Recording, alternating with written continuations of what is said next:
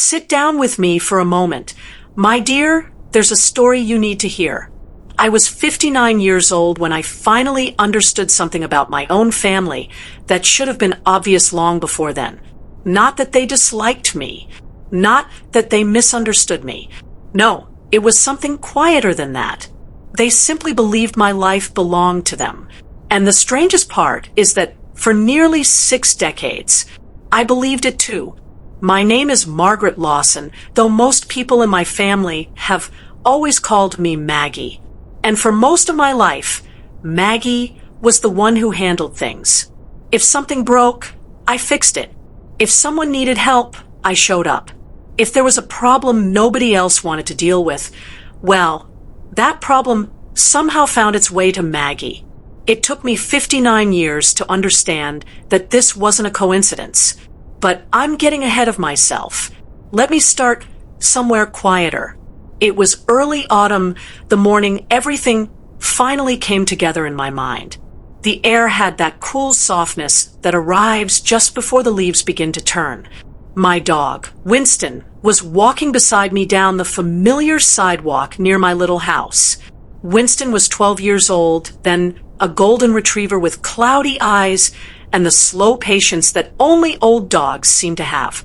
We had walked that same path together for years, past the same row of maple trees, past the same bakery on the corner that opened at 6 every morning, past the same small park where children would arrive later in the day. That morning was quiet though, just the sound of Winston's paws on the pavement, and my own thoughts, which had been unusually heavy since the evening before. You see, the night before had been one of those family dinners, the kind where everyone gathers around the same table, eats the same meal, laughs at the same jokes. But somehow, not everyone leaves feeling the same way. At the time, I told myself it was just another conversation. Just another one of those moments families have when people say careless things.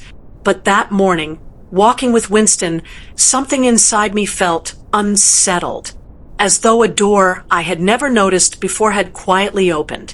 And once that door opened, memories started walking through it, one after another, some small, some uncomfortable, some I had ignored for years. Funny how some truths take a lifetime to see. I was the oldest of 4 children, not by much, just 3 years ahead of my brother Daniel, 5 ahead of my sister Laura, and 8 ahead of the youngest, my sister Rachel. Growing up, our house was never particularly calm. My father worked long hours at the local manufacturing plant. My mother managed the house with the kind of quiet exhaustion that only parents with too many responsibilities seem to carry. Money was always tight, not desperate, but tight enough that every expense required careful thought. And when money is tight, families have a way of quietly assigning roles. Daniel was the bright one. Teachers liked him. He did well in school. My parents talked about his future the way people talk about a promising investment. Laura was the charming one, the kind of child who could smile her way out of trouble and somehow make everyone feel delighted afterward. Rachel, the youngest, was simply the baby, the one everyone protected. And me, well, I was the one who could handle things. At least, that's what everyone always said. Maggie is strong.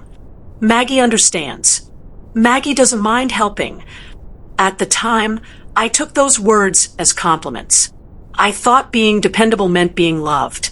Children often confuse those two things. By the time I was 12, I had already learned how to cook simple meals. Nothing fancy, just enough so my mother could rest when she came home tired. By 14, I was helping Rachel with homework and making sure Daniel caught the school bus on time. When Laura forgot things, I remembered them. When my parents were overwhelmed, I filled the gaps. And nobody ever asked me to do those things directly. That's important, because when someone asks, you at least recognize the effort. But when responsibility simply appears around you, you start believing it belongs to you. That was my mistake. I believed it belonged to me. There's something people rarely talk about when it comes to families. Roles are assigned quietly. Nobody sits you down and explains them. Nobody says, you will be the responsible one. It just happens. And once it happens, it becomes normal. Years later, I would look back and realize something interesting. Whenever one of my siblings made a mistake, it was treated as a learning experience. But when I made one, it was treated as a disappointment. Not loudly, not cruelly, just quietly. The kind of quiet that makes a child try harder next time. And I always did try harder. I remember one afternoon when I was 15. Daniel had forgotten to turn in an important assignment at school. My parents were worried about how that might affect his grades. They spent nearly an hour discussing ways to help him stay organized. Later that same week, I forgot to pick up milk on my way home from the grocery store. My mother sighed and said something I would hear many times throughout my life. Maggie, I thought you were the responsible one. It wasn't said with anger, just disappointment. But disappointment has a way of digging deeper than anger sometimes. That night, I promised myself I would never forget the milk again. And for many years after that, I rarely forgot anything. The dependable daughter is often the easiest to overlook. People assume she will always be fine. People assume she doesn't need help. People assume she will handle things the way she always has. And the truth is, she often does, because she doesn't know how to be anything else. By the time I reached my 20s, my siblings were beginning to build their own lives. Daniel left for college 2 states away. My parents were very proud of that. Laura followed a few years later. Rachel, the youngest, was still in high school then. And me, well, I stayed close to home. At the time, it felt like the practical choice. My parents were getting older. Rachel still needed guidance. The house needed someone nearby who could help when things went wrong. And besides, I had a steady job at a small accounting office downtown. It wasn't glamorous, but it was stable. I told myself that stability mattered more than adventure. Looking back now, I wonder if that was entirely my decision, or if I had simply grown used to being the one who stayed. The years moved forward quietly after that. Daniel built a career in finance. Laura married young and moved to another city. Rachel eventually followed her. They visited on holidays, birthdays, occasional weekends. But day-to-day life with my parents, that was mostly me driving my father to doctor appointments, helping my mother with errands, fixing small problems around the house. At first, I didn't mind. In fact, I felt proud of it. Being needed can feel very similar to being loved. And when you're someone who has always been the dependable one, that feeling becomes addictive. But over time, something else began to appear. Something subtle. Something I didn't fully recognize back then. Entitlement. Not loud entitlement. Not cruel entitlement. Just the quiet assumption that I would always be there. And once people grow comfortable with that assumption, they stop asking. They simply expect. I remember one afternoon when Daniel called. He sounded cheerful. Maggie, quick favor, he said. Mom mentioned she has a cardiology appointment next Thursday. I told her, you take her. Not could I take her. Not would I mind taking her. He had already told her.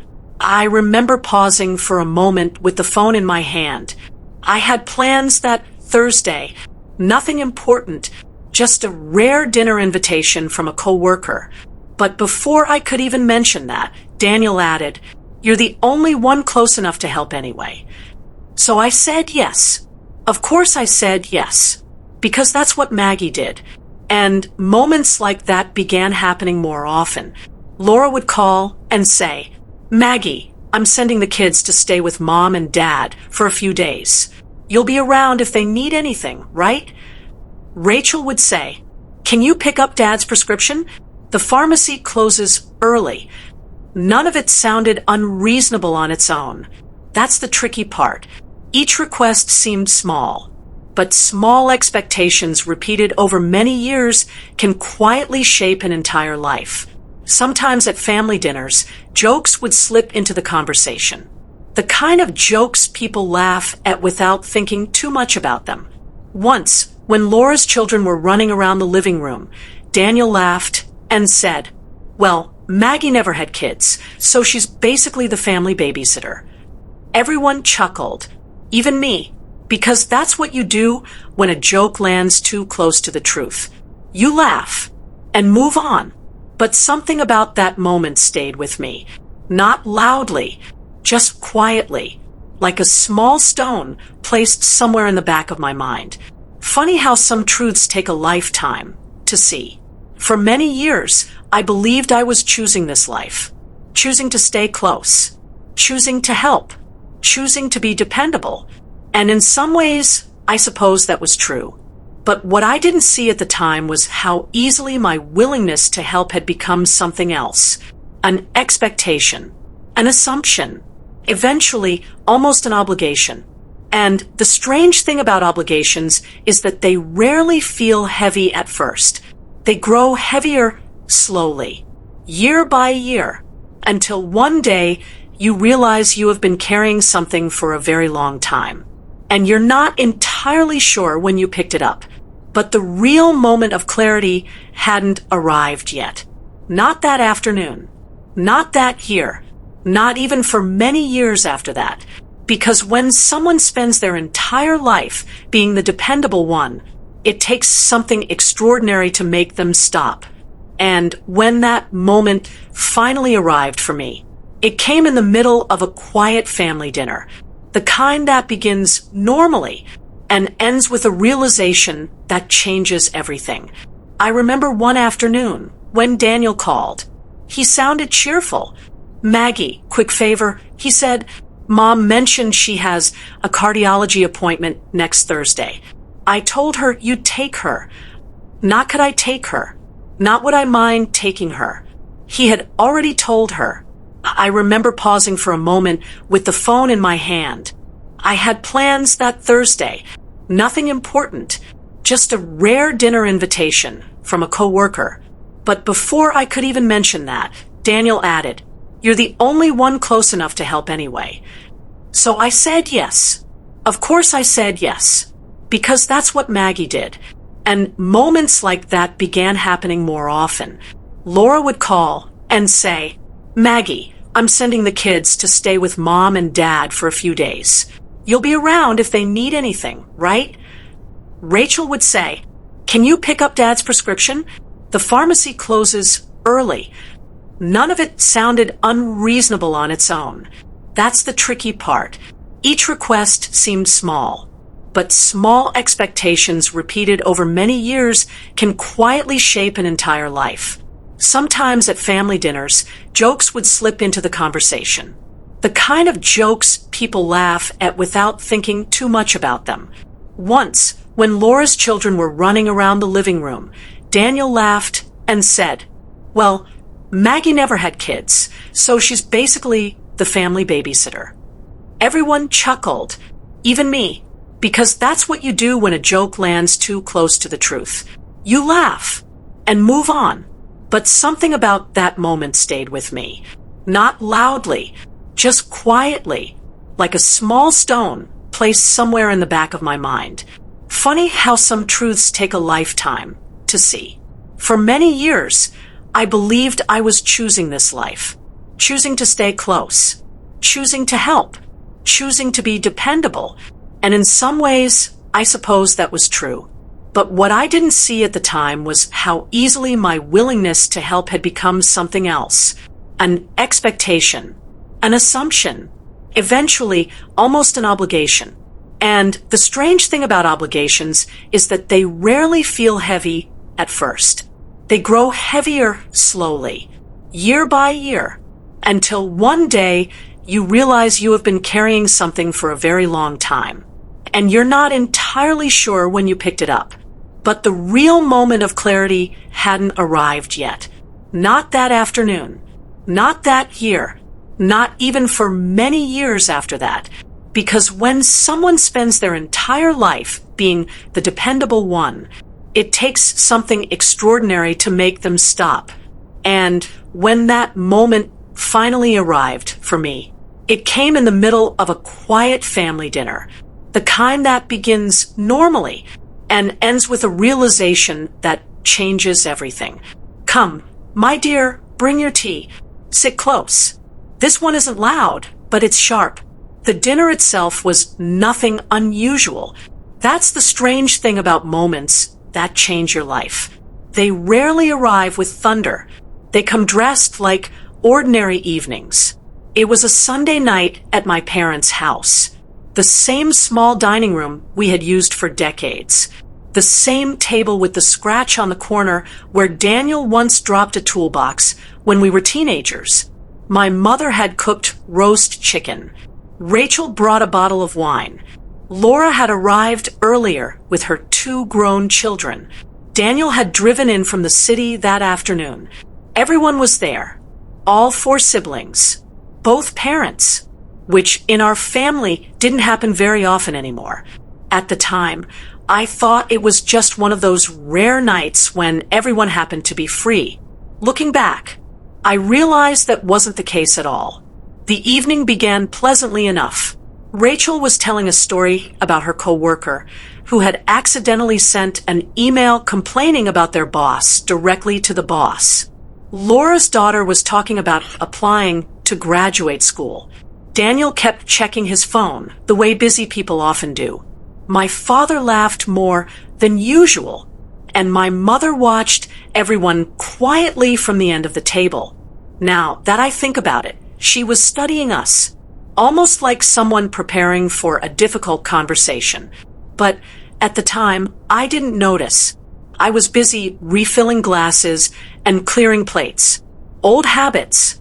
The dependable daughter tends to move automatically, see something that needs doing, and do it. After dinner, we moved into the living room. My mother sat in her usual chair near the window. My father leaned back on the sofa with that tired look he had developed over the past few years. Age had been creeping up on both of them quietly. Doctor appointments had become more frequent. Medications had multiplied. Nothing dramatic yet, just the slow changes that happen when people move into their 70s. Daniel cleared his throat then. That should have been my first clue. Daniel never cleared his throat unless he was about to present something. Maggie, he said casually, we've been talking about Mom and Dad's future. The word "we" didn't stand out to me at first. I simply nodded. That's probably a good idea, I said, because of course it was. Every family eventually has to talk about those things. Medical care, living arrangements, the future. At 59 years old, I knew that conversation would come sooner or later. I just assumed it would be a discussion. I assumed everyone would share ideas, maybe even disagreements. Families rarely agree on everything. But that night, I realized something important. They weren't discussing possibilities. They had already made a decision. Laura leaned forward. We think it might be time to start planning for when Mom and Dad need more help. Rachel nodded quickly. Not right away, she added, but eventually. I glanced toward my parents. My mother gave a small smile. My father stared down at his hands. That second clue should have caught my attention. But I was still thinking like Maggie, still assuming I was part of the conversation. Daniel continued. We've been looking at different options. He said, assisted living is very expensive. That part was true. Anyone who has researched elder care knows how costly it can be. Laura added, and Mom really doesn't want to leave the house. My mother nodded again. I'd rather stay here as long as possible. Again, that seemed reasonable. Many people feel that way about the homes they've lived in for decades. So far, everything still sounded like a normal family conversation. And then Daniel said the sentence that quietly rearranged my entire understanding of my life. Well, the logical solution is Maggie. Just like that. Simple, certain, already decided. For a moment, I thought I had misunderstood him. The logical solution? I repeated. Rachel smiled at me. You're already nearby, she said. Laura added gently. And you've always been the one helping them anyway. I looked around the room then, at Daniel, at Laura, at Rachel, at my parents, and something inside me began to feel strange, like a floor shifting beneath my feet. Daniel explained it the way someone explains a practical plan. We figured when the time comes, Maggie could move into the house. Move into the house. As though it were obvious, as though it were already agreed upon. Laura continued the explanation. You could help with daily things, meals, medications, appointments. Rachel chimed in again. And if it becomes more demanding later, maybe reduce your work hours. Reduce my work hours. The conversation kept moving forward, but I had stopped hearing it clearly because suddenly something had become very obvious. They weren't asking. They were informing me. And then came the sentence that made the room go very quiet inside my mind. Daniel said it without cruelty, without hesitation, almost kindly. You're the logical choice, Maggie. You don't have a husband or kids. There it was. My entire life summarized in one practical sentence. No husband, no children. Therefore, available. Available for sacrifice. Nobody meant it to sound cruel. That's the unsettling part. They spoke the way people speak when they believe something is simply true.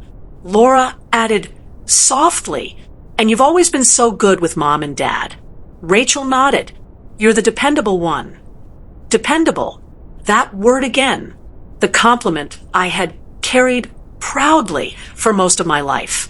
And suddenly, it sounded different. There's a moment that comes for many people raised this way. A quiet moment, a painful one, when you realize the love you thought you were earning was actually just a role you were performing. I sat there on my parents' sofa while my siblings calmly explained how my future had already been planned.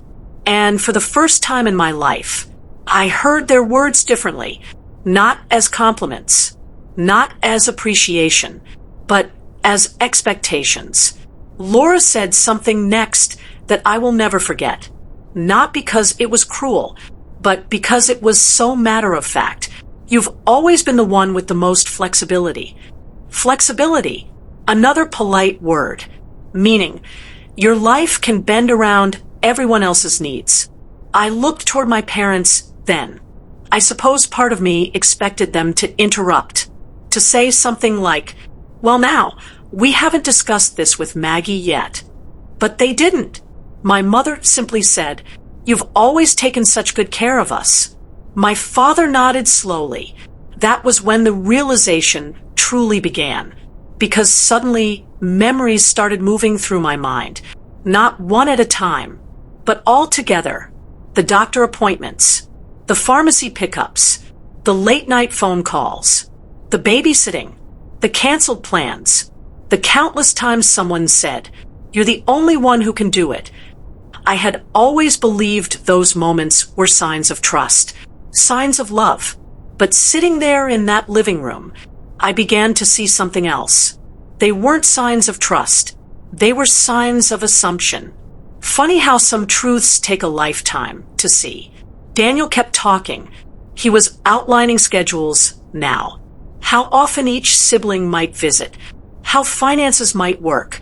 But something important was missing from the conversation. Me, my opinion, my life, my future. All of it had already been placed neatly inside a plan I had never been asked to approve. And suddenly, a question formed quietly in my mind. Not an angry question, not a dramatic one, just a simple, honest question. If I had married, if I had children, if my life had taken a different shape, would they still expect this from me? Or had my years of sacrifice simply made it easier to ask for more? People reveal themselves eventually, sometimes not through cruelty, but through certainty, the certainty that your life belongs to them. I sat there listening for a few more minutes, long enough to realize something very important. Nobody in that room believed they were asking too much. To them, it was logical, reasonable, fair, and that realization hurt more than any insult could have. Finally, Daniel looked at me. "So," he said with a confident smile, "that makes sense, right?" For a long moment, nobody spoke. They were waiting for Maggie to do what Maggie had always done. Agree, smile, take responsibility, carry the weight. But something had shifted inside me. Not dramatically, not loudly, just quietly, the way old foundations sometimes crack after years of pressure. And in that quiet moment, I understood something about my life that I had never fully allowed myself to see. For 59 years, I had been the dependable daughter, the strong one, the helpful one, the flexible one. But suddenly I wondered something I had never asked before. What if I simply stopped? Life has a way of teaching us lessons we never asked for. And this one came to me late. Daniel was still waiting for my answer. Everyone was. You could feel it in the room. That quiet pause that comes when a family expects something to happen the way it always has. Laura had leaned back slightly in her chair, her arms folded in that relaxed way people sit when they are confident about the outcome. Rachel was glancing between us, smiling softly like someone watching a plan come together. My mother sat quietly with her hands in her lap. My father's eyes were still on the carpet, and Daniel looked pleased with himself, as if he had just solved a complicated problem. "Well," he said after a moment, "does that sound reasonable?" Reasonable. I remember staring at the coffee table in front of me while that word echoed in my head. Reasonable. Funny how certain words can feel perfectly normal one day and completely different the next. For most of my life, I had been the person who tried to be reasonable. Reasonable meant helpful. Reasonable meant cooperative. Reasonable meant not making things difficult for others. But sitting there that night, something strange was happening inside my mind. Memories were lining themselves up in ways they never had before. I remembered the time Laura called me in tears because her babysitter had canceled at the last minute. Her husband was traveling. She had an important meeting. Could I drive 2 hours to watch the kids? Of course I could. And I did. I remembered Daniel asking if I could handle Dad's insurance paperwork because I was better with details. I remembered Rachel asking me to take Mom to the hospital when she had that bad flu because Rachel had a work conference. All of those moments had felt like family helping family. At least that's how I had always seen them. But now something else was becoming visible. Something I had never fully allowed myself to notice. They had all built lives that assumed Maggie would fill the gaps. And Maggie always had. When the time comes, Daniel continued, it would just make the most sense. Make the most sense. That phrase again. Practical. Logical. Efficient. I realized something then that surprised even me. Nobody in that room had asked what I wanted. Not once. Not Daniel. Not Laura. Not Rachel. Not even my parents. Not one person had said, Maggie, how would this affect your life? And that realization settled over me slowly, like a quiet fog rolling across a field. I looked around the room again. Really looked this time. Laura scrolling through something on her phone. Rachel smoothing the sleeve of her sweater. Daniel leaning back like a man who had already finished his work. And my parents sitting silently while their children discussed my future. And that was when the next thought arrived. The one that changed everything. What if I simply said no? It sounds like such a small thing. 2 letters. A single word. No. But for someone who has spent nearly 60 years being the dependable one, that word can feel enormous, heavy, almost dangerous. Because when your entire identity has been built around helping others, you begin to fear what might happen if you stop. When would this start? I asked quietly. Daniel shrugged. Well, we're not saying immediately. Laura nodded. Just whenever things get harder for Mom and Dad. Rachel added, which could still be years away. Years away. And yet they were already planning my life around it. I thought about Winston then, my old golden retriever, about our quiet walks in the morning, about my little house a few blocks away, about the small routines that had slowly become my life. And for the first time in a very long time, I wondered something. What if my life mattered too? Not just as a support system for everyone else, but as a life. My life. Daniel leaned forward slightly. So he said again, that works, right? There it was. The expectation, the assumption, the role, waiting patiently for Maggie to step back into it. But something inside me had changed. Not dramatically, not angrily, just quietly, like a door that had finally opened. I think, I said slowly, you'll need to make other arrangements. The silence that followed was immediate and thick.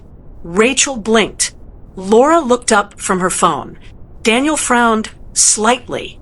I'm sorry, he said. You'll need to make other arrangements. I repeated calmly. The words sounded strange in my own voice. Not harsh, just firm. Daniel laughed a little. The way people laugh when they think someone is joking. Maggie, he said, we're not asking you to do this tomorrow. Laura added quickly, it's just planning ahead. Rachel leaned forward, and you've always helped so much already. There it was again, the past being used as evidence for the future. Because I had always helped. I always would. That had been the assumption. I understand that, I said, but I'm not going to move in and become Mom and Dad's full-time caregiver. For a moment, nobody spoke. The room felt smaller suddenly, as though the air itself had shifted. Then Daniel's expression changed. Not angry yet, just confused. But why? Such a simple question. Why? As though refusing to give up my life required a complicated explanation. Laura spoke next. Maggie, we all have responsibilities. I nodded. That's true. Rachel frowned slightly. Well, you don't really have the same kind of responsibilities we do. There it was. The sentence Daniel had hinted at earlier, now spoken more directly. No husband, no children, therefore available. I took a slow breath. For years I had heard comments like that. Small ones, casual ones. But sitting there that night, I finally heard the meaning behind them. My life had always been viewed as flexible, optional, less important. Daniel's voice sharpened slightly. After everything Mom and Dad have done for us, someone has to step up. Someone. Interesting choice of word. Not everyone. Someone. And in their minds, that someone had always been Maggie. I looked toward my parents then. My mother's face had grown tight. My father still hadn't spoken, but he looked uncomfortable. I wondered if he understood what was happening, or if he simply didn't want to get involved. Some men choose silence when conflict appears. Even when silence says more than words. I've already been stepping up for 30 years. I said quietly, Nobody had an answer for that, because it was true, and everyone in the room knew it. Rachel shifted in her chair. Well, if you don't do it, what are we supposed to do? The question hung there, heavy, because suddenly the plan had a hole in it, a Maggie-shaped hole. And for the first time, they were realizing the plan might not work without me. People reveal themselves eventually, sometimes through anger, sometimes through disappointment, and sometimes through the simple shock of hearing the word no. Daniel stood up. "This is ridiculous," he said. "You're acting like we're asking you to do something unreasonable." I didn't respond, because arguing would have turned the moment into a fight. And, strangely enough, I didn't feel like fighting. I felt something else entirely. Clarity. Laura shook her head slowly. "I just don't understand this," she said. "You've always been the one we could count on." Yes, I had. And that was exactly the problem. My mother finally spoke then. Her voice was quiet. "Maggie, we always believed you wanted to help." There it was. The final piece. Not an expectation, not an obligation, but a belief. They believed this was what I wanted, because I had never said otherwise. "I do want to help," I said softly. "But helping sometimes means sharing responsibility." Nobody answered, and in that silence, something settled into place inside my mind. A realization I could no longer ignore. For years, I had believed I was being loved for my sacrifice, but that night, I finally understood something else. They had simply grown used to it. Eventually, the conversation ended. Not neatly, not peacefully, just awkwardly. Laura gathered her things. Rachel hugged Mom goodbye. Daniel left without saying much. And I drove home through the quiet streets with Winston waiting for me at the door. That night, lying in bed, I stared at the ceiling for a long time. Not angry, not crying, just thinking. Thinking about the little girl who had tried so hard to be the responsible one. Thinking about the woman who had spent decades proving she could handle everything, and wondering who she might have become if she hadn't been so busy taking care of everyone else. "Come, my dear, sit a little closer.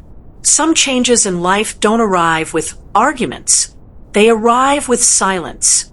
That night after the dinner, I slept very little, not because I was angry. Anger is loud. What I felt was quieter than that. I felt unsettled, like someone who had lived in the same house for many years and suddenly noticed a crack in the foundation that had always been there.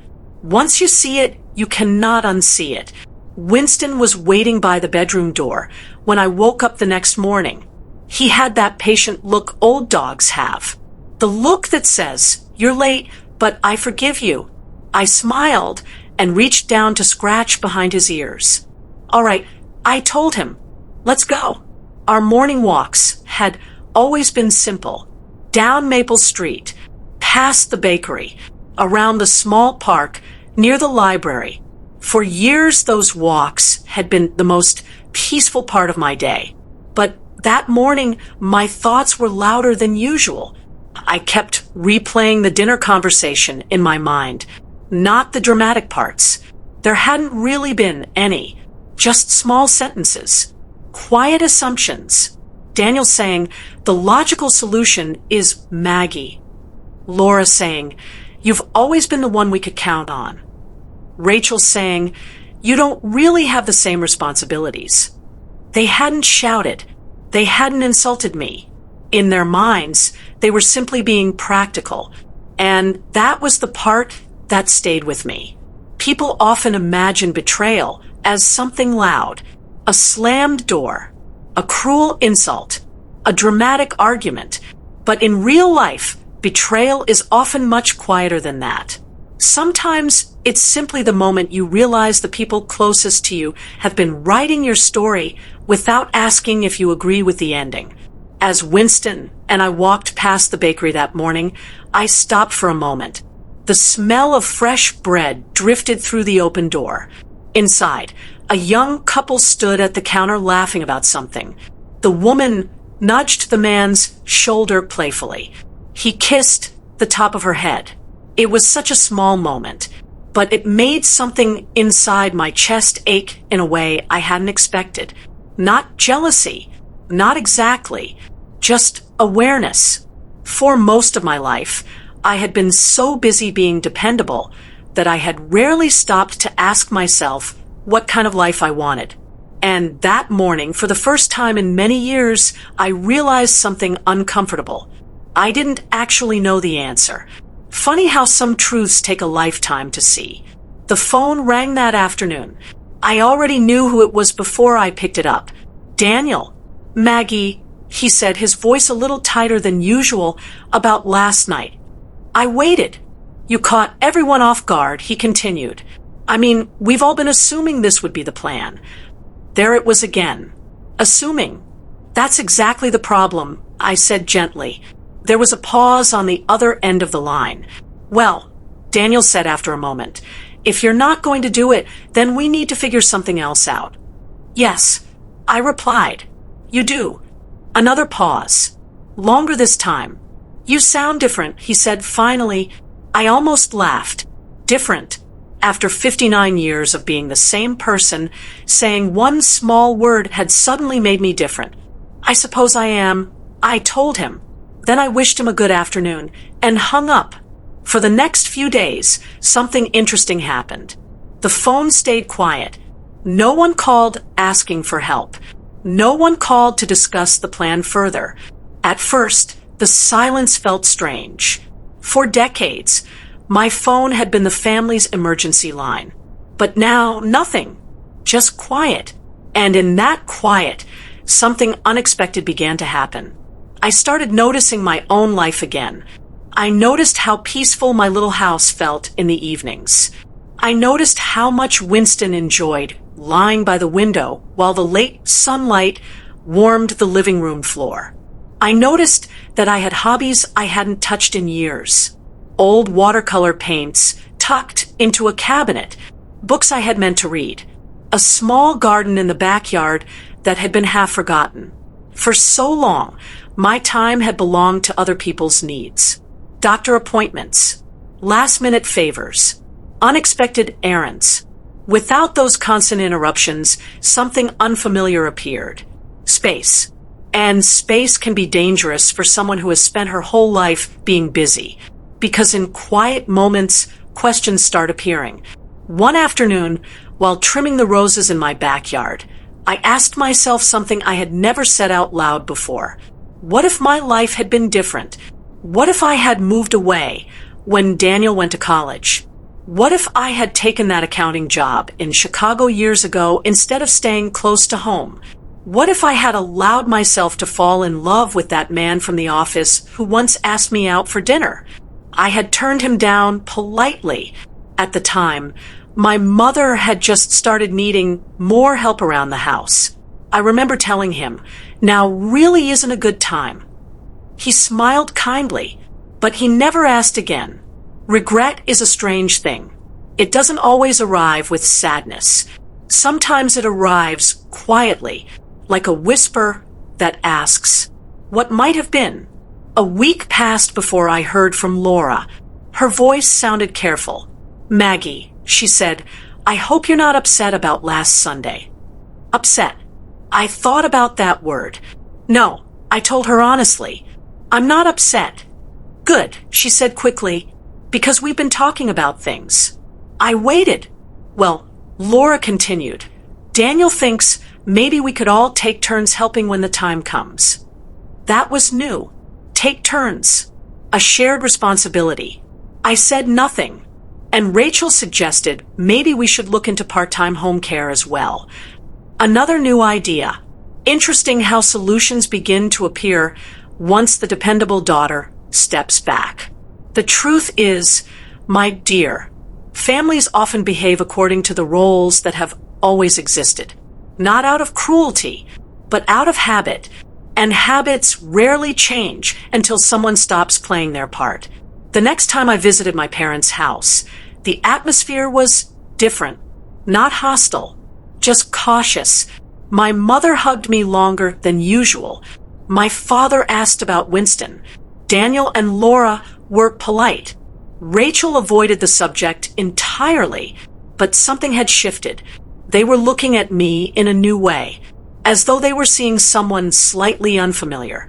And perhaps they were, because something inside me had quietly changed.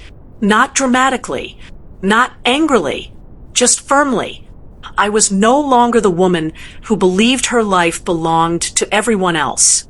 That evening, after I returned home, I poured myself a cup of tea and sat on the back porch. The sky was turning soft shades of pink and gold. Winston lay beside my chair with his head resting on his paws. And for the first time in many years, I felt something I hadn't felt in a long time. Peace. Not because my family had suddenly changed, not because everything had been resolved, but because I had finally done something simple, something small, something powerful.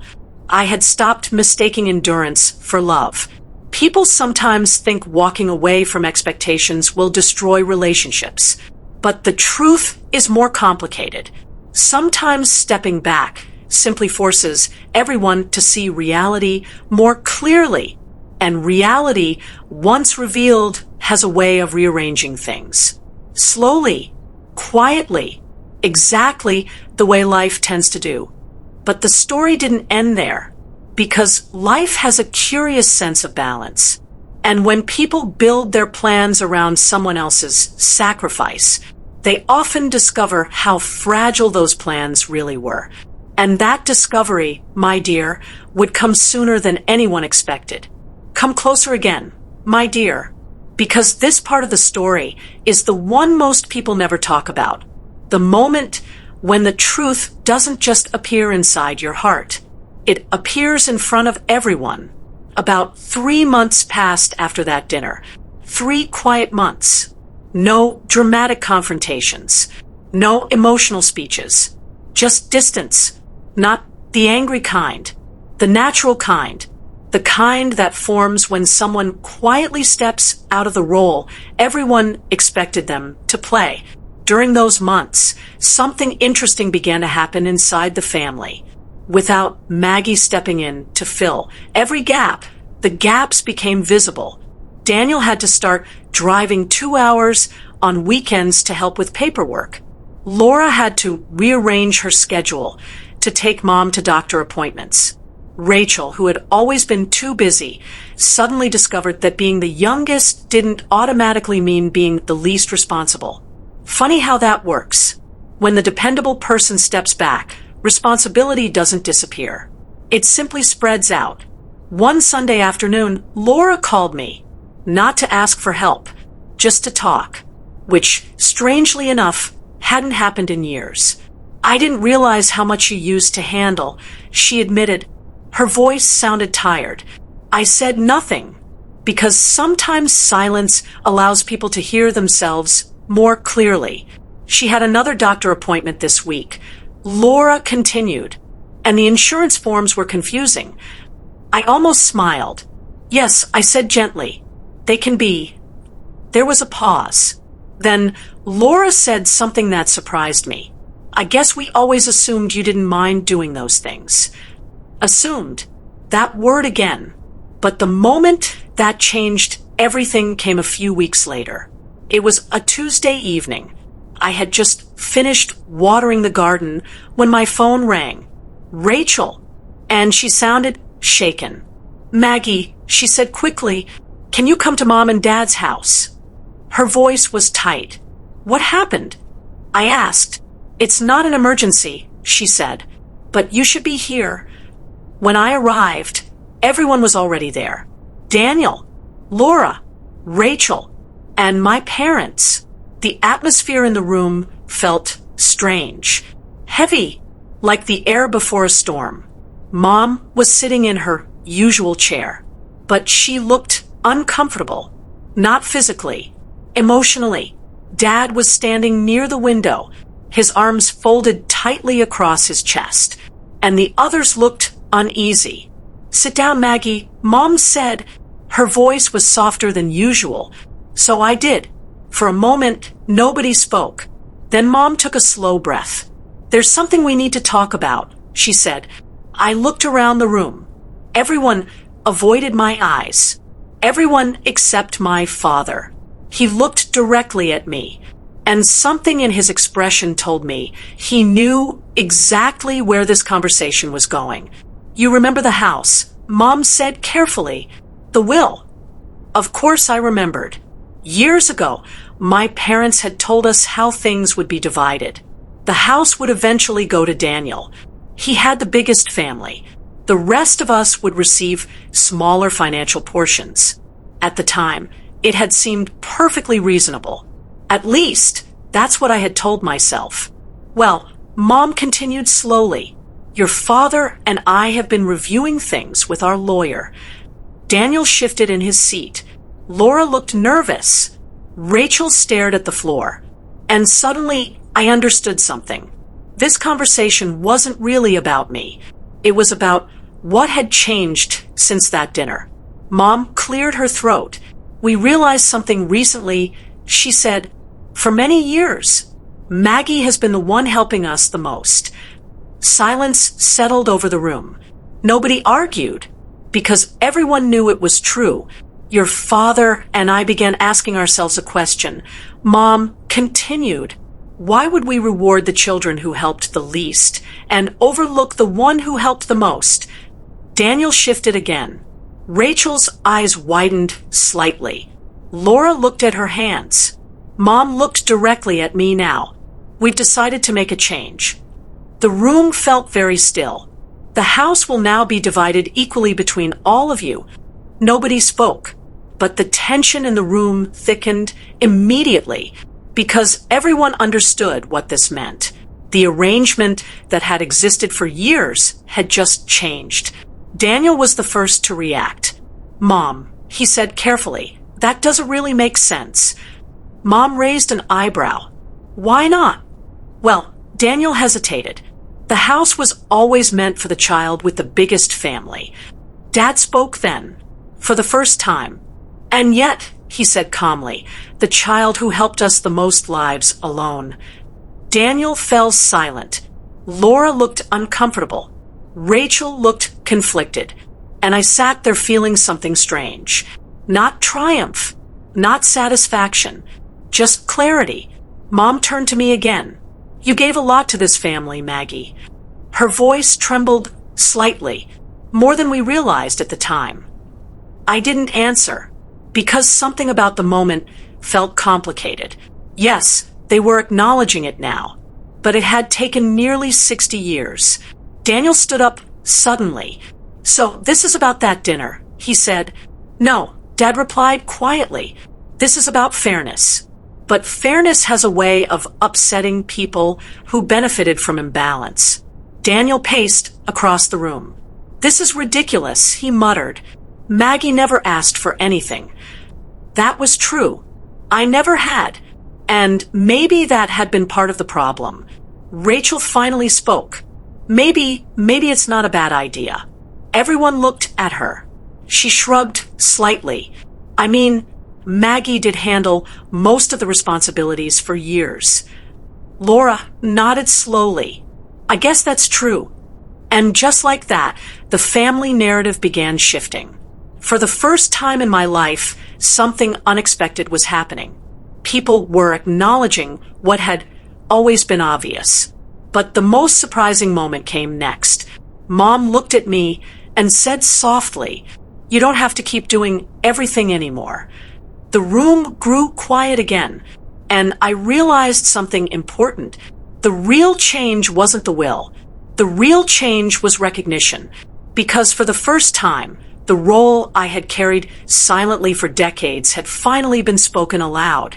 Not by me, but by the people who had benefited from it.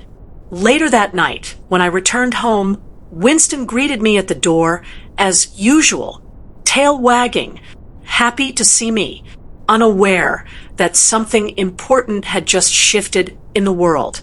I sat on the couch and thought about everything that had happened, and I realized something quietly powerful. The moment I stopped sacrificing myself, the truth began revealing itself. Not because I forced it, not because I demanded it, but because once the old pattern broke, everyone had to see reality clearly. And reality has a way of rearranging things. Slowly, fairly, exactly when the time is right. But life wasn't finished teaching lessons yet. Because sometimes the greatest justice isn't what happens to you. It's what happens to the people who believed you would always carry the burden for them. And that part of the story was still coming. Come closer, my dear. Because this is the part people always expect to be dramatic. The part where someone wins and someone loses.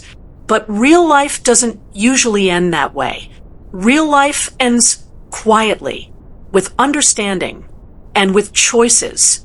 After the conversation about the will, things in the family shifted again. Not suddenly, not perfectly, but noticeably.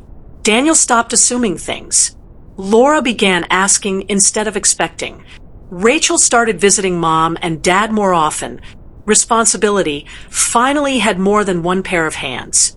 And strangely enough, the world did not collapse the way everyone had once imagined. I still helped my parents. Of course I did. They were my parents. But now, when I visited, it felt different. I wasn't the only one carrying the weight anymore. Daniel took care of the financial paperwork. Laura handled most of the doctor appointments. Rachel organized groceries and home repairs. And suddenly, what had once felt overwhelming became something manageable. Shared responsibility has a way of doing that. But the most important changes weren't happening in the family. They were happening in me. One morning, while walking Winston through the park, I saw a sign on the community board outside the library. Beginner watercolor class, Thursday evenings. For years, I had told myself I didn't have time for small things like that. But now, I did. So I signed up. The first class felt strange. There were 8 of us sitting around a long table with brushes and paper, some younger, some older, all beginners. And when the instructor told us to paint whatever came to mind, I realized something surprising. I didn't know what to paint. For decades, my life had revolved around other people's needs. Now, I was being asked to simply create something for myself. It took me almost 10 minutes before I touched the brush to the paper. I painted a quiet little scene, a small house, a garden, a golden dog lying in the sun. Simple, peaceful, mine. Over the next few months, life settled into a rhythm I had never experienced before. Morning walks with Winston, tea on the porch in the evenings, painting classes on Thursdays, dinner with my parents once a week. Not obligation, not sacrifice, just choice. And something interesting happened with the family as time passed. Daniel softened. Laura became warmer. Rachel began calling just to chat. Not because they had suddenly become different people, but because when the old imbalance disappeared, the relationships had space to become healthier. Sometimes the most loving thing you can do for a family is refuse to carry the entire burden. One evening, several months later, I was visiting my parents again. We were sitting in the living room the way we had so many times before. But this time, the conversation was light, relaxed. Rachel was telling a story about her office. Laura was laughing about something one of the kids had said. Daniel was explaining a new project at work. And at some point, Mom looked at me. Really looked. Then she smiled gently. "You seem happy, Maggie." It was such a simple sentence. But hearing it felt different. Because this time, it wasn't said with expectation behind it. Just observation. I told her. And for the first time in many years, I meant it completely. Later that night, as I drove home, the streets were quiet. Winston was waiting for me at the door, like Always. His tail wagged the moment he saw me, and I realized something that made me smile. For most of my life, I had believed my worth came from how much I could carry for others. But the truth I discovered much later was much simpler. A life doesn't become meaningful because you sacrifice everything for everyone else. A life becomes meaningful when it belongs to you. Now, when I sit on the porch in the evenings with my tea, watching the sunset settle over the garden, I sometimes think about that dinner conversation long ago. The moment Daniel said, "The logical solution is Maggie." At the time, everyone believed that was the obvious answer. Even me. But life has a curious way of teaching us things when we finally listen. And the lesson I learned, my dear, was this. Being the dependable one is not the same thing as being the only one. And saying no doesn't destroy love. Sometimes it's the first step toward finally living your own life. So if you ever find yourself carrying more than your share, remember this story. Not because Maggie was brave, not because she fought or argued, but because one quiet evening, after nearly 60 years of saying yes, she finally said no, and the world did not end. It simply made room for the life that had been waiting for her all along. My dear, if you stayed until the end, then you already understand something many people spend years trying to figure out. Not every sacrifice is love. Sometimes it is simply a habit we learn too well.